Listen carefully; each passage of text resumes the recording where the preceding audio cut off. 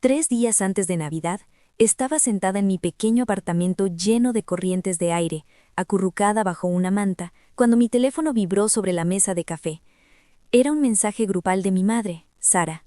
Lo tomé, esperando que fuera un recordatorio de qué plato debía llevar a la cena familiar. Pero no lo era. El mensaje era frío, directo y definitivo. Hemos decidido. Es mejor que no vengas a la gala este año. Nicholas se siente incómodo con tu actitud. Unos segundos más tarde apareció otra notificación. Mi hermana Mara había dado me gusta al mensaje. Me quedé mirando la pantalla, esperando que el dolor me golpeara, esperando que las lágrimas me llenaran los ojos. Pero nada pasó. No lloré, no pregunté por qué.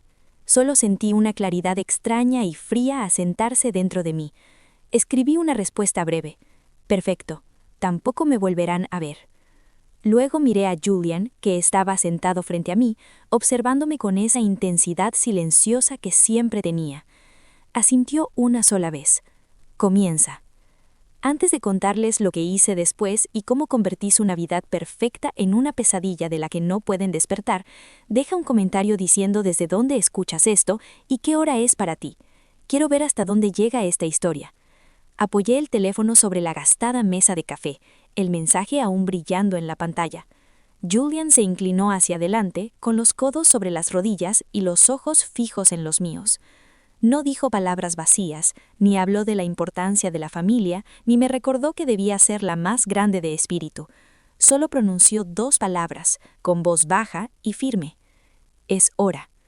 Lo miré de verdad. Para mi familia, Julian era solo el chico callado que conducía un viejo sedán y casi nunca hablaba en las cenas. Ellos no veían a nadie. Yo veía al hombre que me había sostenido mientras temblaba por las pesadillas sobre Nicholas. Veía al hombre que, silenciosa y meticulosamente, me había ayudado a levantar una fortaleza alrededor de mi vida mientras ellos intentaban destruirla. Me levanté, dejando caer la manta. Caminé hasta el armario y saqué la funda de ropa que había escondido en la parte de atrás hace 3 meses. No tomé la maleta. No estaba empacando para irme de la ciudad. Me estaba preparando para la guerra. Saqué el vestido. El vestido era elegante, profesional, de un verde esmeralda profundo que hacía que pareciera dueña del lugar, no alguien que necesitara pedir permiso para estar allí. Julian salió del dormitorio vistiendo un traje que parecía simple a primera vista, pero que sabía que no lo era. Todo hecho a medida. La tela oscura de lujo hablaba por sí misma. Se puso sus gafas de trabajo, esas que solo usaba en tratos importantes, y de repente, el novio callado había desaparecido. En su lugar estaba alguien que emanaba peligro. No dijimos nada mientras nos arreglábamos. El silencio no era incómodo ni pesado. Era preciso. El silencio de soldados revisando cada arma antes de entrar en combate. Mientras nos dirigíamos hacia la mansión Henderson, las luces de la ciudad se mezclaban y difuminaban a nuestro alrededor. Mi mente empezó a divagar, buscando respuestas. ¿Por qué habían elegido a Nicholas? ¿Por qué mis padres habían mirado a un hombre que me dejaba moretones y lo habían visto como un hijo, mientras a mí me consideraban un problema? Recordé la noche que llegué a casa con un ojo morado, tambaleándome hacia la cocina buscando ayuda. Mi madre me miró, no con horror, sino con molestia. Me dijo que debía haberlo provocado, que Nicholas estaba bajo mucho estrés como CEO y que yo debía ser más comprensiva. En aquel momento pensaba que eran ciegos, pensaba que si solo les explicaba mejor, si solo les mostraba el dolor, finalmente despertarían. Pero mientras veía el camino hacia la mansión familiar, por fin me permitía aceptar la verdad. No estaban ciegos, estaban comprados. Admitir que Nicholas era un monstruo significaba reconocer que habían vendido a su hija a cambio de seguridad. Significaba enfrentar que su vida cómoda, su estatus, su libertad, se pagaban con mi sufrimiento. La mente humana es experta en sobrevivir. Cuando una verdad es demasiado fea de soportar, se reescribe la realidad. Mis padres no querían ser los villanos, así que me convirtieron en la culpable. En su historia, Laura es el problema, Nicholas es el proveedor. Era más fácil sacrificar mi bienestar mental que su estilo de vida, y esa realización ya no me entristecía, me enfurecía. Sentí la sangre correr caliente y rápida por mis venas. Miré a Julian, su mano descansando sobre la palanca de cambios, firme y segura. No íbamos a pedir un lugar en su mesa esta noche. Iba a quitárselo. Llegamos a las puertas de hierro de la mansión Henderson. La grava crujía bajo los neumáticos del sedán de Julian. Para cualquier otra persona, el lugar parecía un sueño. La enorme mansión colonial brillaba bajo una luz dorada, con coronas elegantes en cada ventana y un árbol de Navidad que se elevaba hasta el segundo piso del vestíbulo. El camino de entrada estaba lleno de SUVs de lujo y autos deportivos alemanes, un testimonio ostentoso del supuesto éxito de la familia. Pero cuando miré esas columnas blancas y perfectas, no veía un hogar, veía una empresa fantasma, un monumento construido sobre evasión de impuestos y préstamos ocultos. Una fachada hermosa cubriendo una estructura podrida, a punto de colapsar. Subimos los escalones, el frío invierno mordiendo mis mejillas, y podía escuchar desde dentro el murmullo de conversaciones y el tintineo delicado de los cristales. No golpeé la puerta, la abrí y entré directo al calor. La charla se detuvo de inmediato. Era como si alguien hubiera cortado la electricidad de golpe. Incluso el cuarteto de cuerdas en la esquina se detuvo en medio de un compás. 50 pares de ojos se volvieron hacia nosotros. Primos, socios, vecinos, gente que había pasado años escuchando historias sobre lo difícil e inestable que yo era, me miraban como si hubiera regresado de la tumba. Mi madre, Sara, fue la primera en moverse. No vino corriendo a abrazarme. Avanzó hacia nosotros, sus tacones golpeando el mármol con un ritmo que gritaba autoridad y furia contenida. Su rostro era una máscara de enojo mezclado con pánico. Me agarró del brazo, sus uñas mordiendo la tela de mi manga y la piel debajo, mientras siseaba, con una voz baja para no incomodar a los invitados, pero lo bastante afilada como para cortar el aire. «¿Qué haces aquí? Te dijimos que te mantuvieras alejada». «¿Y por qué trajiste a él?» Su mirada se clavó en Julian con desprecio absoluto. Para ella, con su traje caro y su actitud tranquila, él no era más que una sombra, una mancha en su mundo perfecto. Lo examinó como si fuera parte del servicio doméstico, como si hubiera entrado por la puerta equivocada. Antes de que pudiera decir algo, la multitud se abrió.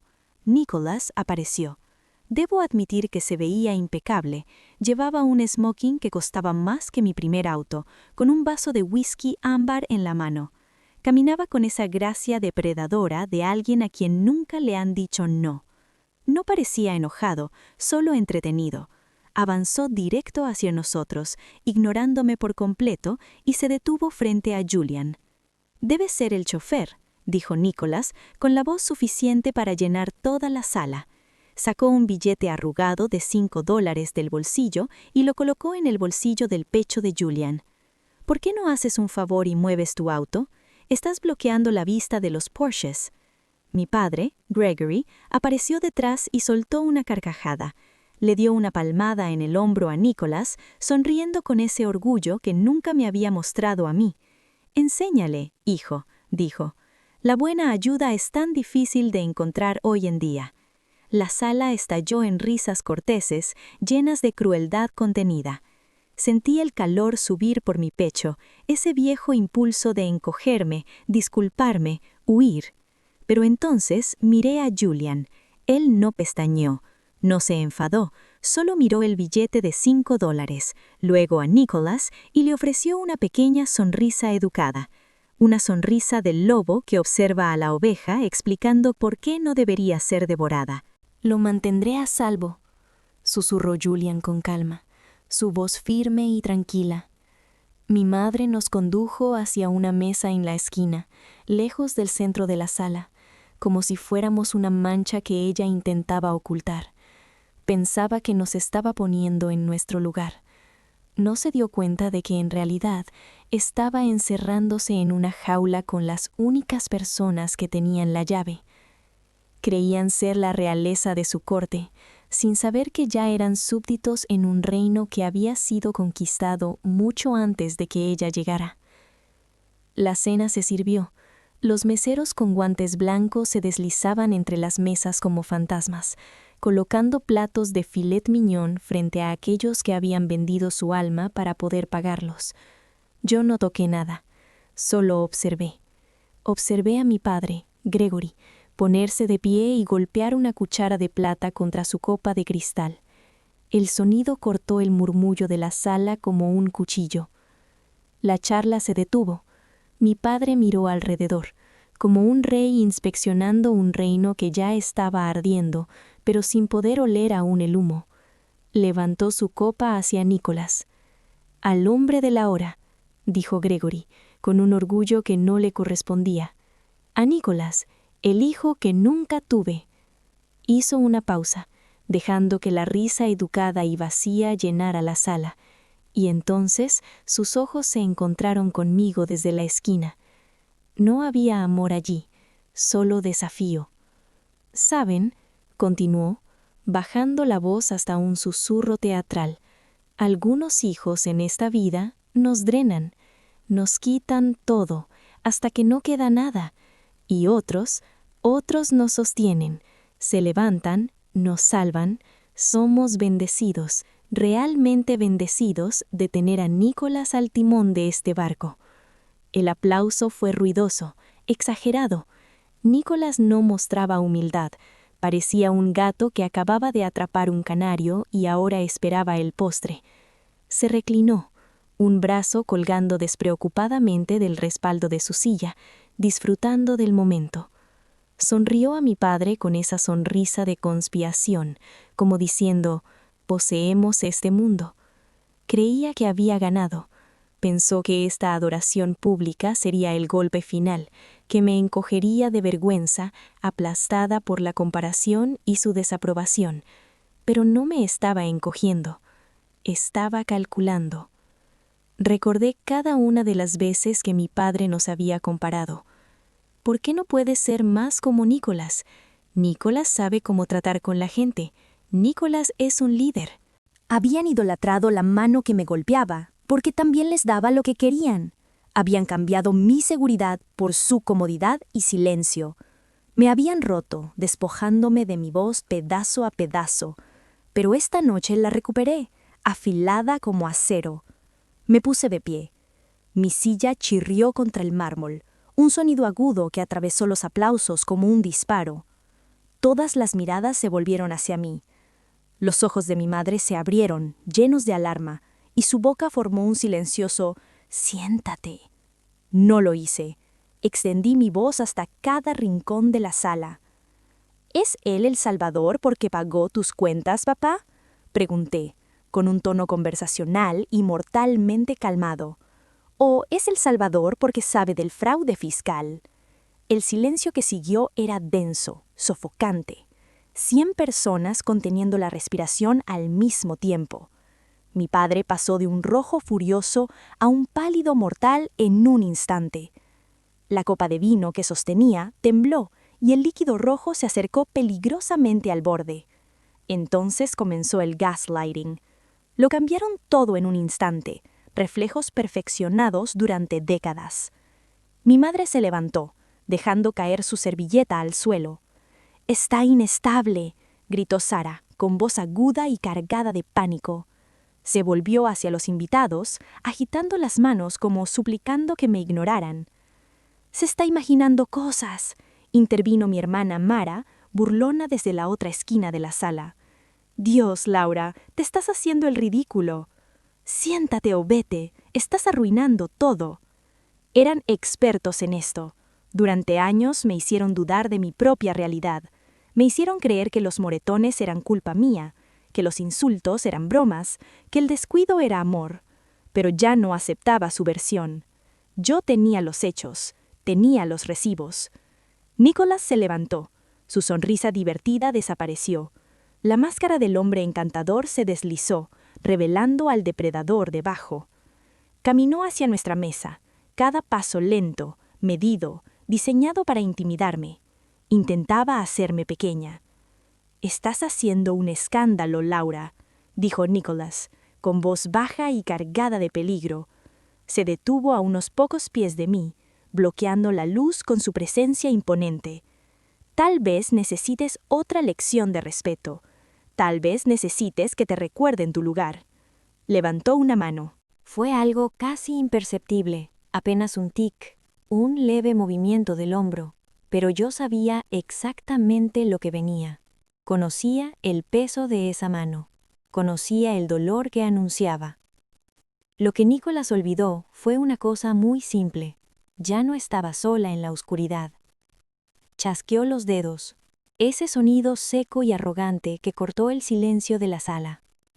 2 guardias de seguridad, hombres grandes con trajes mal ajustados, que habían estado apostados cerca de la entrada, avanzaron sin dudar. «Sáquenlos de aquí», ordenó Nicholas, sin mirarlo siquiera, los ojos clavados en mí, fríos, vacíos. «Y si ella se resiste, arrástrenla». En ese instante, el aire cambió, y no fui yo quien se movió. Fue Julian. No corrió, no levantó la voz, simplemente dio un paso y se colocó entre Nicholas y yo. El movimiento fue limpio, preciso, como una puerta que se cierra de golpe contra una ráfaga de viento. Metió la mano en el bolsillo de su chaqueta, el mismo donde Nicholas había metido el billete de $5, y sacó unas gafas de montura delgada. Se las puso. Fue un gesto pequeño, pero el cambio fue total. El chofer callado y discreto desapareció. En su lugar quedó un hombre que parecía capaz de comprar y vender a todos los presentes antes de que terminara la noche.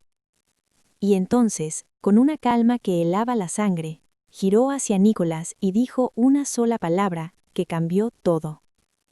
Uno de los guardias intentó agarrarme del brazo. Julian ni siquiera lo miró. Solo levantó una mano, palma abierta, sin girar la cabeza. «Tócala», dijo, bajando la voz una octava, suave y pesada como el plomo. «Y enfrentarás cargos por agresión antes de que te paguen el próximo sueldo, asumiendo, claro, que esos cheques no reboten». El guardia se quedó inmóvil. Nicholas parpadeó. Su sonrisa vaciló por una fracción de segundo. «¿Quién te crees que eres?», escupió. «Eres parte del servicio. Conoce tu lugar». ¿Mi lugar?, repitió Julian sonriendo. No era una sonrisa amable. Era la sonrisa de un tiburón nadando entre peces dorados. Abrió el maletín de cuero que había llevado todo el tiempo sin que nadie pareciera notarlo.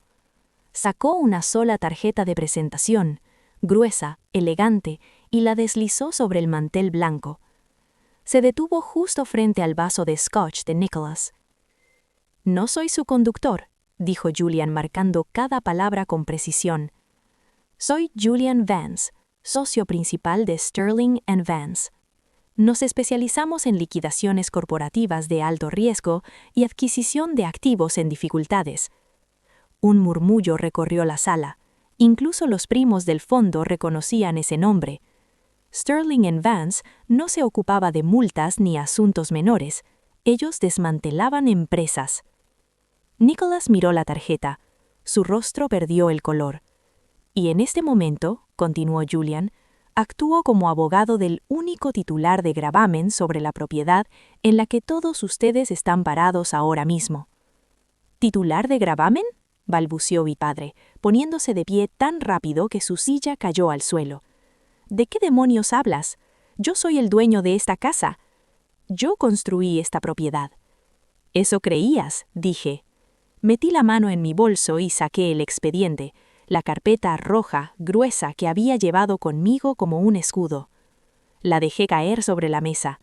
El golpe fue pesado, satisfactorio, justo al lado del prime rib. «No es suya». «La escondieron». Miré alrededor de la sala y alcé la voz lo suficiente para que todos los donantes y vecinos pudieran escucharme con claridad. Mis padres crearon una empresa fantasma, una LLC, para esconder esta mansión del IRS. Creían que eran más listos que el sistema, pero mantener este estilo de vida, seguir comprando autos, seguir organizando fiestas como esta, requería efectivo constante. Así que recurrieron a préstamos ocultos, intereses brutales, prestamistas depredadores. Giré la cabeza hacia Nicholas. Préstamos que él mismo les consiguió. Nicholas parecía a punto de vomitar. Sabía exactamente lo que contenía esa carpeta. «Incumplieron hace 3 meses», continué, con una calma fría. El banco estaba listo para ejecutar la hipoteca en silencio. No querían ruido ni titulares. Así que ayer por la mañana hice una llamada. Compré la nota promisoria. Compré la deuda. «No puedes hacer eso», susurró mi madre, las manos temblándole. «No tienes ese tipo de dinero». «Ahora sí», respondí. Y como firmaron el préstamo como empresa, usando su pequeña LLC de refugio fiscal, aceptaron una cláusula de confesión de juicio, dije, señalando el documento que estaba encima de la pila. ¿Sabes lo que eso significa, Gregory? Significa que renunciaron al derecho a un juicio. Significa que en el momento en que dejaron de pagar, el prestamista, yo, podía incautar los bienes sin juez, sin audiencia y sin aviso previo. Me incliné sobre la mesa, apoyando ambas manos en la madera, sosteniendo la mirada de mi padre. Yo soy dueña de la deuda. Yo soy dueña de la LLC. Y soy dueña de la silla en la que está sentado. Entonces Nicholas se rió. No fue una risa nerviosa, fue algo húmedo, desagradable, que salió desde lo profundo de su pecho y rompió la tensión como un plato estrellándose contra el suelo. Negó con la cabeza, mirando primero el expediente y luego a mí, con una expresión de falsa compasión. No estaba derrotado, apenas estaba calentando. Pero lo que Nicholas no sabía era que cada uno de sus movimientos ya estaba contado y el juego estaba a punto de volverse en su contra. «Muy inteligente, Laura», dijo, levantando su vaso de scotch otra vez. Bebió despacio, sin apartar los ojos de los míos. «Comprar la deuda, quedarte con la LLC, muy teatral, pero olvidaste algo importante. Olvidaste por qué tus padres me dejaron entrar en sus vidas». Metió la mano dentro de su smoking. Por un segundo, toda la sala contuvo la respiración, esperando un arma, pero solo sacó un pendrive. Lo sostuvo en alto, dejando que la luz del candelabro se reflejara en él. Nicholas se inclinó un poco hacia adelante, su voz baja pero perfectamente audible. «Si nos desalojas, este pendrive va directo al IRS, al fiscal y a todos los medios del Estado». Mi madre soltó un sollozo ahogado. Mi padre se quedó rígido. «Tus padres no solo ocultaron la casa», continuó Nicholas. «Ocultaron millones en ingresos, lavado de dinero, fraude electrónico, evasión fiscal». Miró hacia donde estaba Mara. Ella firmaba los cheques. «Si todo esto sale a la luz», concluyó, «van todos directo a una prisión federal». Se acercó un paso más. «Entonces llamen a la policía. Sáquennos de aquí», dijo. «Pero recuerda esto. Serás la hija que puso a sus padres en cadenas». La sala quedó en silencio. Mis padres me miraban suplicando. Sonreí. Justo eso esperaba. «Necesitaba que me amenazaras», continuó Nicholas, en voz alta, frente a testigos. Asentí a Julian. Él sacó un documento azul. El testamento de Eleanor Henderson. «No murió sin dinero», dije. «Murió siendo inteligente». Julian leyó. Una herencia de 5 millones en un fideicomiso protector, que solo se liberaba con prueba de extorsión o conspiración contra mí. Nicholas se quedó inmóvil. «Mi abuela no me dejó en la ruina», añadí. «Me dejó una trampa». Señalé la luz roja en la solapa de Julian. «Hemos estado grabando desde que entramos. Acabas de confesar fraude y extorsión. No fue jaque mate. Acabas de desbloquear mi herencia». Mi madre corrió hacia mí, desesperada. «Lo hicimos por la familia». «No», respondí. «Lo hicieron por comodidad. Me vendieron por paz». Me giré hacia la seguridad. «Soy la dueña de la LLC. Estas personas son intrusas. Sáquenlos». Nicholas intentó lanzarse hacia mí, pero Julian lo redujo. «Afuera, ahora». Lo sacaron a la nieve. «¡Feliz Navidad!», dije, cerrando la puerta. La mansión quedó vacía. «¿Ahora eres dueña de todo esto?», preguntó Julian. «No», respondí. «Soy dueña de mi libertad. Mi verdadera herencia no fueron 5 millones. Fue poder irme y no mirar atrás jamás». No olvides suscribirte al canal, darle like al video y dejar un comentario. Realmente me ayuda y me motiva a hacer más contenido. Gracias por tu apoyo.